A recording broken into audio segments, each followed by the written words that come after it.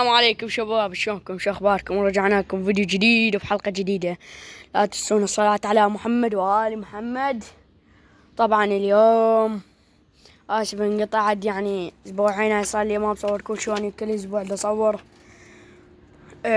كل 7 ايام يعني. وتكاثر الطيور في الموسم، يعني مخاليف هالسنة الا بشدة، لاني كبرا يعني صار لي اسبوعين ما ماسكك. تعال حتى لا تقولون ماسك رجله شي، لا والله فلا ماسكها يا محمود. لا ينقر ولا يخاف تقوم لك.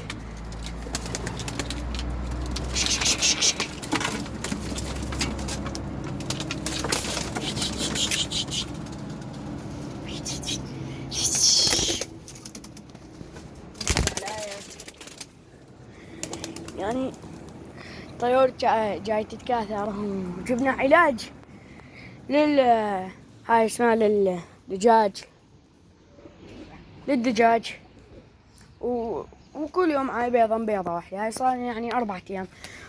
وبشركم يعني شو جمال جمال الخضرويات ذني كبرا.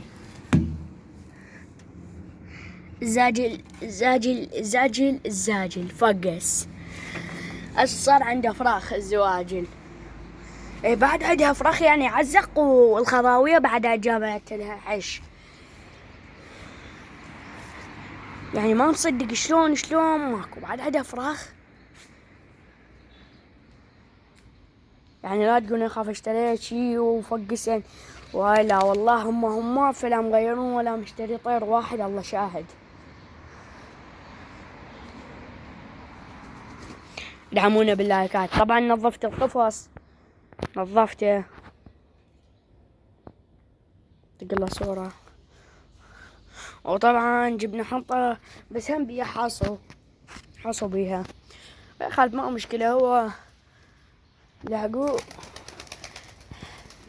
عندي هذا بايسيكل مالتي، بايسيكل مال المغامرات. يعني هسه تقولون ما مال المغامرات، هذا مال منطقة واحد يفتر فيه. لا اخوي هذا مال المغامرات حبي. هاي ايش قد صار لها عندي؟ شوفوا بس مرات تجي الخط خيلي يدعقوا عليها. هاي اللي عادية صار لها عندي 2020 2023 3 سنين. 3 سنين عندي 3 سنين التاير ابد ما مبدل، ابد ما مبدل. قال راح نسوي له عن قريب شام الله الخلفي.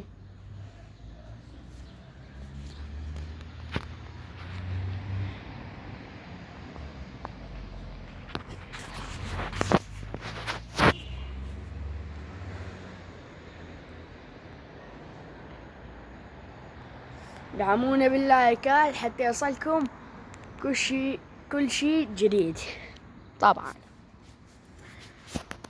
والحمد لله هسه يعني صار عندي 25 متابع، وكله بفضل الله وبفضلكم.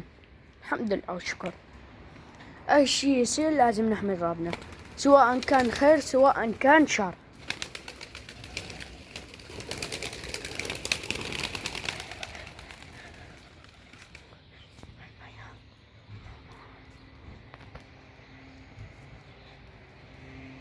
اي دجاج احاويكم الدجاجة العدبيض. هاي العدبيض بق. يعني والله حرام يجي يعني يقصون ثم ده حتى سانها طالع.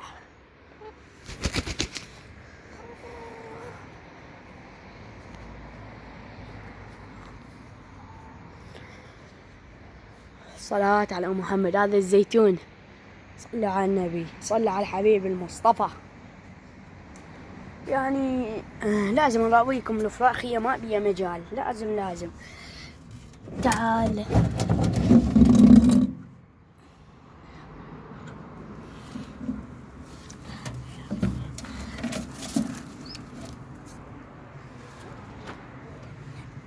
تعالوا شباب. ايش بيك زغاليل ما شاء الله يعني حوصلتوا مليانة دعقوا عليها. هذا خضراوي إلا بشدة. شلون تعرف الخضراوي؟ شلون تعرفوا يعني شو هو زين مو زين؟ أول شي أكو نوعين خضراويات. هذا النوع اللي عندي مال كركوك، هذا أصلا مال كركوك ومطيار 7 ساعات مال كركوك. وأكو منهم وجهه مثل هذا، بس هذا اسمه وجهه مثل هذا، وهذا جسمه كله أسود. يعني شني هذا؟ مال موصل، بس أنا أربي مال كركوك.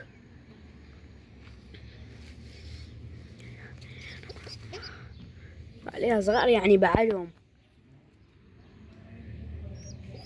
شوفوهم.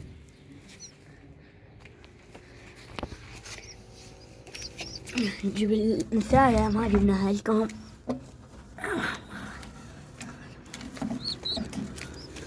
صورهم دقيقة بدي نصورك يا أخويا.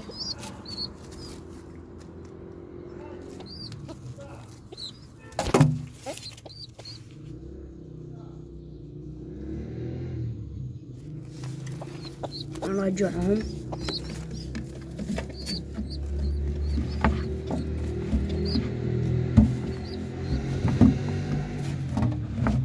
نرجع التنكة. طبعا غيرتها للتنكة، غيرت مكانها، ويعني عاد احط لهم رمل ووصله حتى يعني شوية بالحرارة. وهاي مالت البيضة هنا خاف البيضة لا تتزحلق، حطيت طين وتين.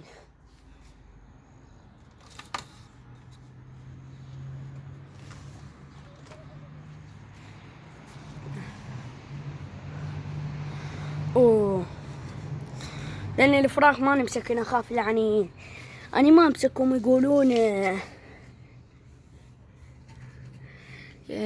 حتى الفلاش ما يعلق، يعني حتى أراويكم إياها.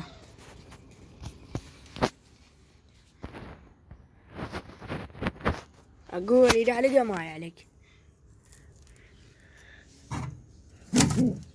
قوية يعني الثانية، والزاج اللي بعد أقوى منها، ينقر. يعني صار له أي طيورة يعني مدة 3 أسابيع تبيض. اسمها تفقس. أي نوع طيورة.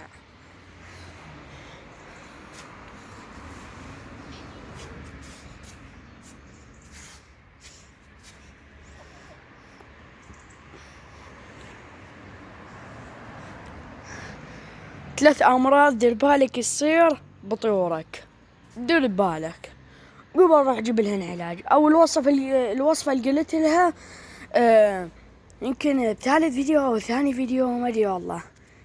هم راح أقولها يعني، وراح أسوي الفيديو القادم. 3 أمراض نركب على البايسكل ونقول. أول شي الخرنجم هذا تعرفون شي يصير بالطير. الرمد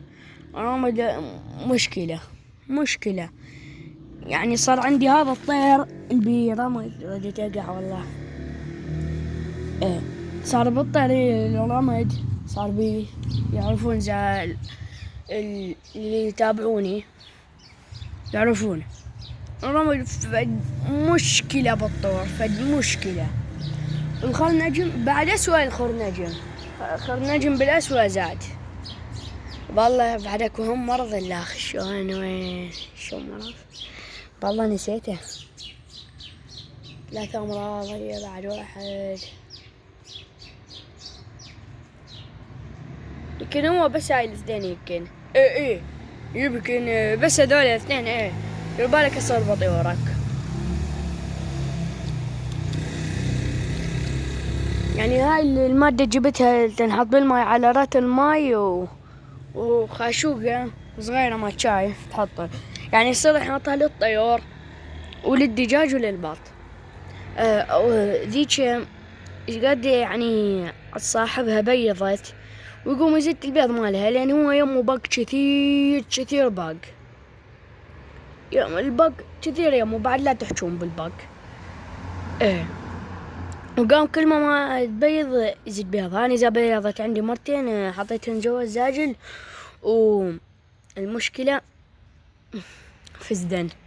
هي أهم شي مع الزاجل، ترى هاي قلابة، ترى تقلب هاي النثاية لحد العراق كله تعدها منه.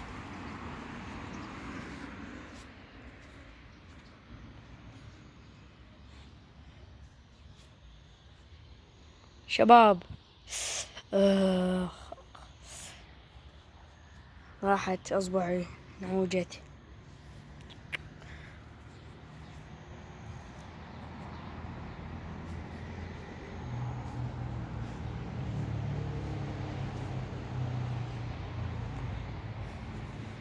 تشوفون ذاك القفص؟ ما اعرف شو اسوي بيه، هي المشكلة. لا احط طيور بيه لين ما يفيد.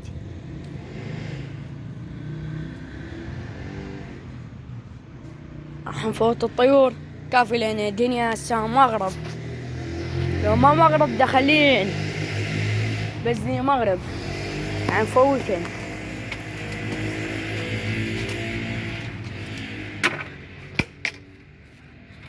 هسه نروح على ذاك القفص اقول لكم ليش.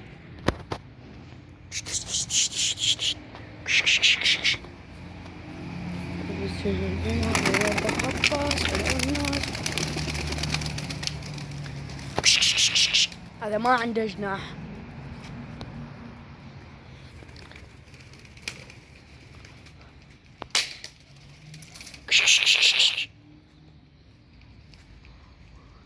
يعني دائما من ابدل الماي مالتهن افتح الباب ما يطلعن الا انا اطلعهن.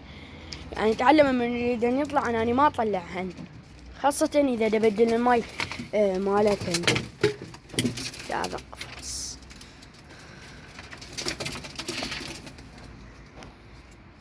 وهاي الطيور طلعها يابا بابا. يعني البق صار عندنا نحن بشهر 10 حيطلع البق حقنا، ونخاف يعني طيورنا لا تصير بيها بق. وهذا الشيء اللي نخاف منه احنا دائما. بس عندي فكرة يعني حتى الطيور لو حتى يصير بيها بق، روح هذا البيطر اذا حتى ما تروح عليه، تجيب ليمونة وملح وبالموز مال حلاقة، تشيلها وتحط عليها استغفر الله شو نسيتها مري. تجيب هذا الملح تحط تعصر فوقها ليمونة وتحطها على مكان الجرح. يعني نحن نتمنى وكل العالم تتمنى الجناية، اي واحد عنده طيور يتمنى انه الفراخ مالته ما تصير بيها بق.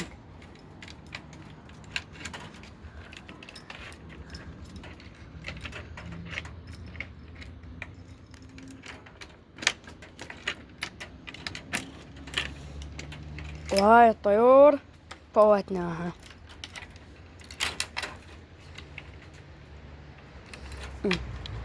والدجاج راح نفوتهم، بس الدجاج ما عليهم شغل، نروح على القفص يلقنا عليه.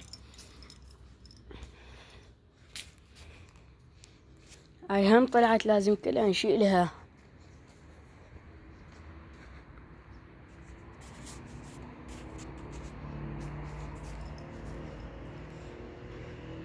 هذا قفص.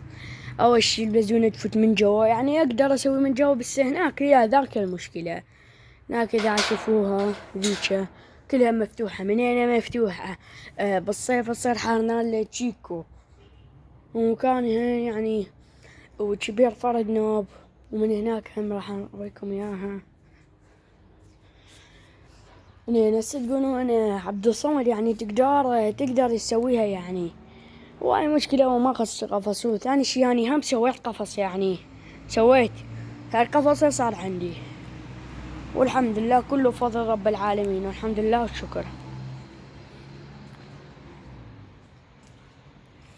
فوت الدجاج هو يصير بالليل هو يروح، بس خلني فوته ما احسن.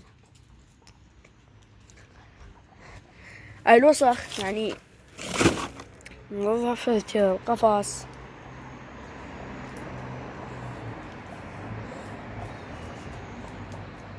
الدجاجة وينها؟ يلا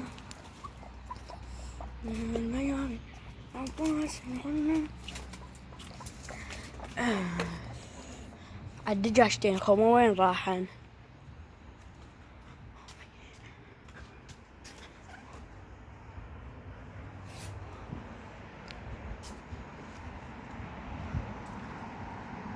يلا ما بعدين نفوت بالليل.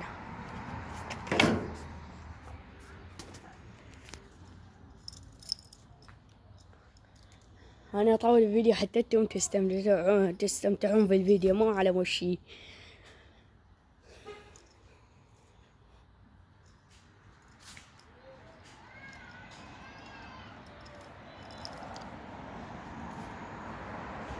يعني المنظر فتشي المنظر، لا تحجون على المنظر فتشي.